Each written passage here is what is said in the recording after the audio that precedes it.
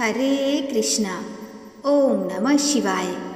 प्रिय भक्तों, पूर्णिमा तिथि को धनदायक और संतानदायक व्रत माना गया है। जो लोग पूरे विधि विधान से पूर्णिमा का व्रत करते हैं और पूर्णिमा के दिन चंद्रमा को अर्घ्य देते हैं, उन पर भगवान विष्णु और माँ लक्ष्मी की विशेष कृपा होती है।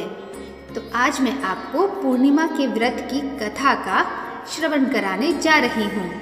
आप सभी इस कथा को बड़ी श्रद्धा से सुनिएगा। द्वापर युग में एक समय यशोदा जी ने कृष्ण से कहा कि हे कृष्ण, तुम सारे संसार के उत्पन्न करता, पोषण तथा उसके संहार करता हो। आज कोई ऐसा व्रत मुझसे कहो जिसके करने से मृत्यु लोक में स्त्रियों को विधवा होने का भय ना रहे तथा यह व्रत सभी मनुष्यों की मनोकामना पूर्ण करने वाला हो। भगवान श्री कृष्ण कहने लगे, हे माता, तुमने अति सुंदर प्रश्न किया है।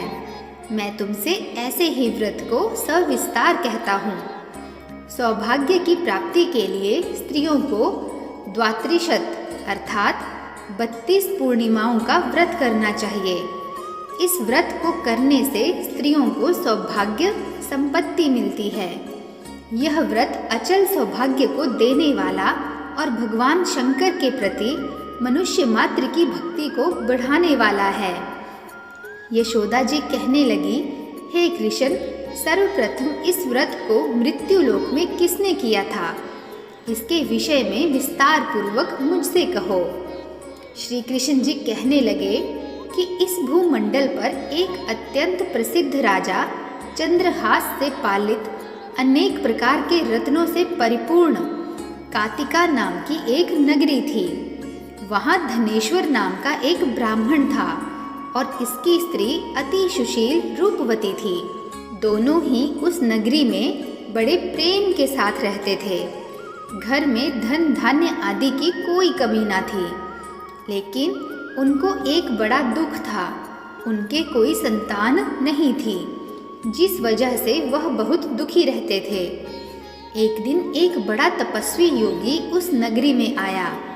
वह योगी बाकी सभी घरों से भिक्षा मांगकर भोजन किया करता था, लेकिन उस ब्राह्मण के घर से भिक्षा नहीं मांगा करता था।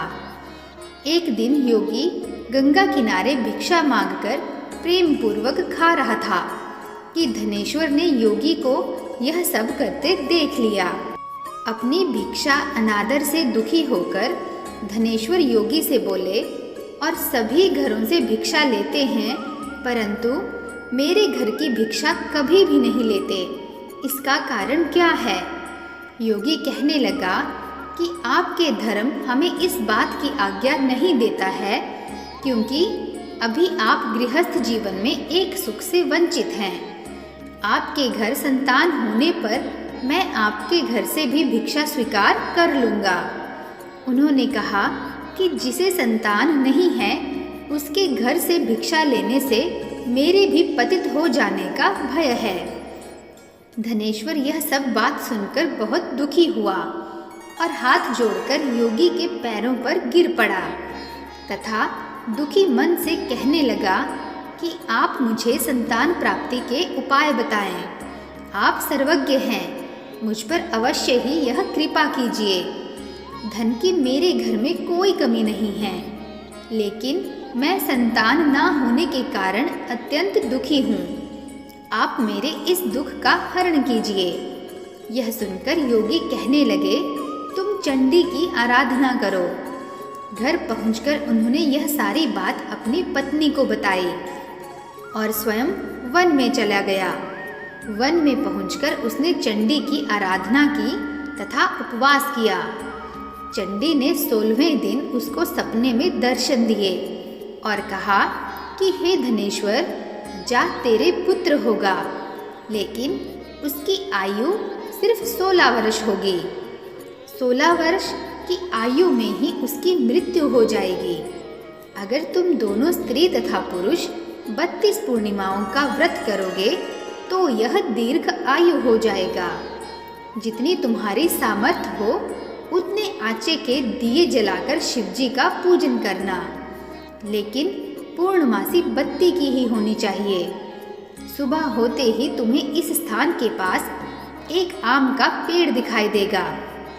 उस पर चढ़कर एक फल तोड़कर अपने घर चले जाना। अपनी स्त्री को इस बारे में बताना। सुबह स्नान होने के बाद वह स्वच्छ होकर शंकर जी का ध्यान करके उस फल को खा ले। तब शंकर भगवान की कृपा से उसको गर्भ हो जाएगा। जब ब्राह्मण सुबह उठा तो उसे उस स्थान पर आम का एक पेड़ दिखाई दिया और वह उससे फल तोड़ने के लिए चढ़ा, लेकिन वह पेड़ पर चढ़ नहीं पा रहा था। यह देखकर उसे बड़ी चिंता हुई। उसने भगवान गणेश की उपासना की और कहा कि हे दयानिधे, अपने भक्तों के विघ्नों का नाश करके उनके मंगल कार्य को करने वाले, दुष्टों का नाश करने वाले, रिद्धि सिद्धि देने वाले, आप मुझे इतना बल दें कि मैं अपनी मनोकामना पूर्ण कर सकूं। इसके बाद वह पेड़ से फल तोड़कर अपनी पत्नी के पास पहुंचा। उसकी पत्नी ने अपने पति के कहे अनुसार उस फल को खा लिया और वह गर्भवती हो गई।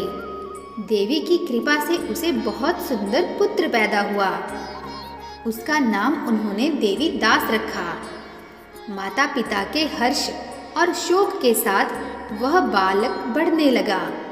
भगवान की कृपा से बालक बहुत ही सुंदर था, सुशील और पढ़ाई लिखाई में भी बहुत निपुण था।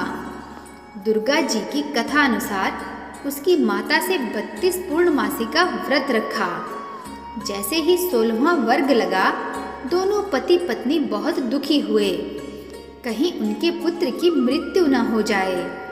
उन्होंने सोचा कि यदि यह उनके सामने हुआ तो वह कैसे देख पाएंगे। तभी उन्होंने देवी दास के मामा को बुलाया और 1 वर्ष के लिए देवी दास को काशी में पढ़ने के लिए भेज दिया। 1 वर्ष के बाद उसे वापस लेकर आ जाना। देवी दास अपने मामा के साथ एक घोड़े पर सवार होकर चल दिया। उसके मामा को भी यह बात पता ना थी। दोनों पति पत्नी ने 32 पूर्णमासी का व्रत पूरा कर लिया। दूसरी तरफ मामा और भांजा दोनों रात गुजारने के लिए रास्ते में एक गांव में रुके। उस दिन उस गांव में ब्राह्मण की कन्या का विवाह होने वाला था। जिस धर्मशाला में वर और बारात के बाकी लोग रुके हुए थे, उसी धर्मशाला में देवी दास और उसका मामा ठहर गए। उधर कन्या को तेल आदि चढ़ने के बाद जब लगन का समय आया तो वर की तबीयत खराब हो गई। वर के पिता ने अपने परिवार वालों से विचार विमर्श करके कहा कि यह देवी दास मेरे पुत्र जैसा ही है, मैं इसके साथ लगन करा दूं और बाद में बाकी सारे काम मेरे बेटे के साथ पूरे हो जाएंगे। ऐसा कहने के बाद वर के पिता देवी दास को मांगने के लिए उसके मामा के पास गए और उन्हें सारी बात बताई। मामा ने कहा कि कन्यादान में जो कुछ भी मिलेगा वह हमें दे दीजिए। वर के पिता ने बात स्वीकार कर ली। इसके बाद देवी दास का विवाह कन्या के साथ संपन्न हो गया। जब वह अपनी पत्नी के साथ भोजन ना कर सका और मन में विचार करने लगा कि ना जाने यह किसकी पत्नी होगी, यह सोचकर उसकी आंखों में आंसू आ गए। तब वधू ने पूछा कि क्या बात है, आप उदास क्यों हैं? तब उसने सारी बातें पत्नी को बता दी। तब कन्या कहने लगी कि यह ब्रह्म विवाह के विपरीत है। आप ही मेरे पति हैं, मैं आपकी ही पत्नी रहूंगी, किसी अन्य की कभी नहीं। तब देवी दास ने कहा, ऐसा मत करिए, क्योंकि मेरी आयु बहुत कम है, मेरे बाद आपका क्या होगा। लेकिन उसकी पत्नी नहीं मानी और बोली, स्वामी आप भोजन कीजिए। दोनों रात में सोने चले गए। सुबह देवी दास ने पत्नी को 4 नगों से जड़ी एक अंगूठी दी और एक रुमाल दिया और बोला कि हे प्रिय, इसे लो और संकेत समझकर स्थिर चित्त हो जाओ। मेरे मरण और जीवन जानने के लिए एक पुष्प वाटिका बना लो। उसमें सुगंधी वाली एक नवमल्लिका लगा लो। उसको प्रतिदिन जल से सिंचा करो और आनंद के साथ खेलो कूदो। जिस समय और जिस दिन मेरा प्राणांत होगा, उस दिन यह फूल सूख जाएंगे। जब यह फिर से हरे हो जाएं, तो जान लेना कि मैं जीवित हूँ। यह समझाकर वह वहाँ से चला गया। इसके बाद जब वर और बाकी बाराती मंडप में आए, तो कन्या ने उसे देखकर कहा कि यह मेरा पति नहीं है। मेरा पति वह है जिनके साथ रात में विवाद हुआ था। इसके साथ मेरा विवाह नहीं हुआ है। अगर यह वही है तो यह बताए कि मैंने इसे क्या दिया है, और ही साथ ही कन्यादान के समय को आभूषण मिले उन्हें दिखाएं। कन्या की ये सारी बातें सुनकर वह कहने लगा कि मैं यह सब नहीं जानता। इसके बाद सारी बारात भी अपमानित होकर लौट गई। भगवान कृष्ण बोले, हे माता, इस प्रकार देवी दास काशी चला गया। कुछ समय जब बीत गया तो एक सर्प उसको डसने के लिए वहां आया, लेकिन वह उसे काट नहीं पाया, क्योंकि उसकी माता ने पहले ही 32 पूर्णिमा का व्रत कर लिया था। इसके बाद खुद काल वहां पहुंचा। भगवान की कृपा से तभी वहां माता पार्वती और भगवान शिव आ गए।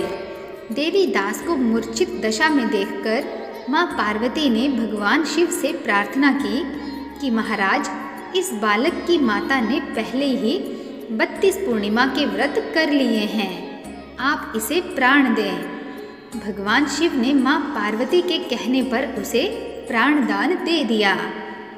उधर उसकी पत्नी उसके काल की प्रतीक्षा कर रही थी।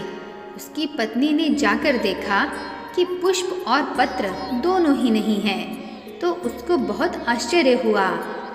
और कुछ समय बाद जब उसने देखा कि पुष्प वाटिका फिर से हरी हो गई, तो वह समझ गई कि उसका पति जीवित है। इसके बाद वह बहुत ही प्रसन्न होकर अपने पिता से कहने लगी कि मेरे पति जीवित हैं, उनको आप ढूंढिए। जब 16वां वर्ष व्यतीत हो गया तो देवी दास भी अपने मामा के साथ काशी चल दिया। इधर उसकी पत्नी के परिवार वाले उन्हें ढूंढने के लिए जा ही रहे थे कि उन्होंने देखा कि देवी दास और उसका मामा उधर ही आ रहे थे। उसको देखकर उनके ससुर बहुत प्रसन्न हुए और उसे अपने घर ले आए। वहाँ सारा शहर इकट्ठा हो गया और कन्या ने भी उसे पहचान लिया। देवी दास ने इसके बाद अपनी पत्नी और मामा को लेकर वहाँ से चल दिया। उसके ससुर ने उसे बहुत सारा धन दहेज दिया। जब वह अपने घर की तरफ चल रहा था तो उसके माता पिता को लोगों ने खबर कर दी कि तुम्हारा पुत्र देवीदास अपनी पत्नी और मामा के साथ आ रहा है। ऐसा समाचार सुनकर पहले तो उन्हें विश्वास न हुआ, लेकिन जब देवीदास आया और उसने अपने माँ पिता के पैर छुए तो देवीदास के माता पिता ने उसका माथा चूमा और दोनों को अपने सीने से लगा लिया। दोनों के आने की खुशी में धनेश्वर ने बहुत दान दक्षिणा ब्राह्मणों को दी। भगवान श्री कृष्ण जी कहने लगे कि इस तरह धनेश्वर को 32 पूर्णिमाओं का व्रत के प्रभाव से संतान प्राप्ति हुई। जो स्त्रियां इस व्रत को करती हैं वह जन्म जन्मांतरों तक वैधव्य का दुख नहीं भोगती हैं और सदैव सौभाग्यवती रहती हैं। यह मेरा वचन है। यह व्रत संतान देने वाला और सभी मनोकामनाओं को पूर्ण करने वाला है। तो प्रिय भक्तों, आप सब भी प्रेम से बोलिए ओम नमः शिवाय। आशा करती हूँ कि मेरे द्वारा सुनाई गई यह कथा आपको अत्यंत पसंद आई होगी। यदि आपको यह कथा पसंद आई हो तो चैनल को लाइक, शेयर तथा सब्सक्राइब अवश्य कीजिएगा। मिलते हैं नेक्स्ट वीडियो में। तब तक के लिए जय श्री कृष्णा। नमस्कार।